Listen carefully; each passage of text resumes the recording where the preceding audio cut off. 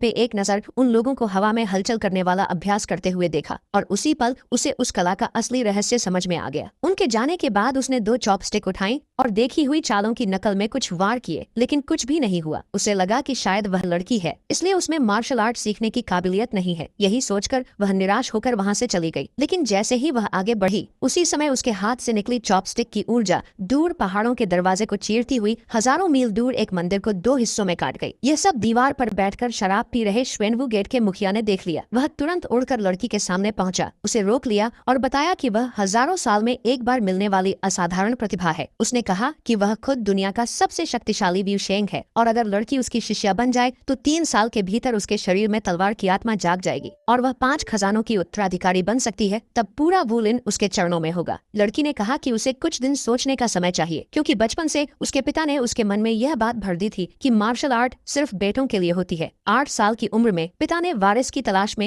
एक लड़के को गोद ले लिया। उसके बाद से पिता उससे दूर हो गए। माँ और बचपन का दोस्त भी हर समय उसी गोद लिए बेटे के आसपास रहने लगे। जो लड़की बचपन से ही मार्शल आर्ट से प्यार करती थी, आज इतना बड़ा मौका मिलने के बाद भी दुविधा में थी। वू शेंग ने उसे एक जेड की ताबीज दी और कहा कि 3 दिन में फैसला कर ले, अगर मन बन जाए तो इसे तोड़ देना, वह खुद उसे लेने आ जाएगा। जब लड़की घर लौटी तो उसने देखा कि पिता ने कबीले का मुखिया वाला निशान गोद लिए बेटे को सौंप दिया है। साथ ही पुश्तैनी गुप्त किताब और खानदानी ड्रैगन वाली जेड ताबीज भी उसी को दे दी गई। अपनी सगी बेटी को कभी महत्व नहीं मिला, जबकि गोद लिया बेटा ही परिवार बन गया था। यह देखकर लड़की का दिल टूट गया। उसी पल उसने बड़ा फैसला लिया और वू शेंग की दी हुई जेड ताबीज को तोड़ दिया। हजारों मील दूर वू शेंग गुस्से में बड़बड़ा रहा था कि महान वू शेंग होकर भी उसे किसी को मनाना पड़ रहा है। तभी जेड ताबीज से लाल रोशनी निकली। यह देखकर वह खुशी से भर गया और तुरंत अपने बड़े शिष्य को आदेश दिया कि नए शिष्य को पूरे सम्मान के साथ लाया जाए। उधर लड़की ने 20 सालों में पहली बार अपने लिए अच्छे कपड़े खरीदे, उस घर को छोड़ दिया और अपने नए सफर पर निकल पड़ी। 3 साल बीतते बीतते वह लड़की पहाड़ चीरने और समुद्र काटने जैसी ताकत हासिल कर चुकी थी। अब वह 5 खजानों की पहली उत्तराधिकारी थी। गुरु ने उसे श्वेनमेन का सबसे ऊंचा पहचान पत्र देकर पहाड़ से नीचे भेजा। उसी समय शहर में शिष्यों को चुनने की बड़ी प्रतियोगिता हो रही थी। जैसे ही वह मैदान के पास पहुंची, उसकी ऊर्जा ने 10 मील के दायरे की सारी तलवारों को खींच लिया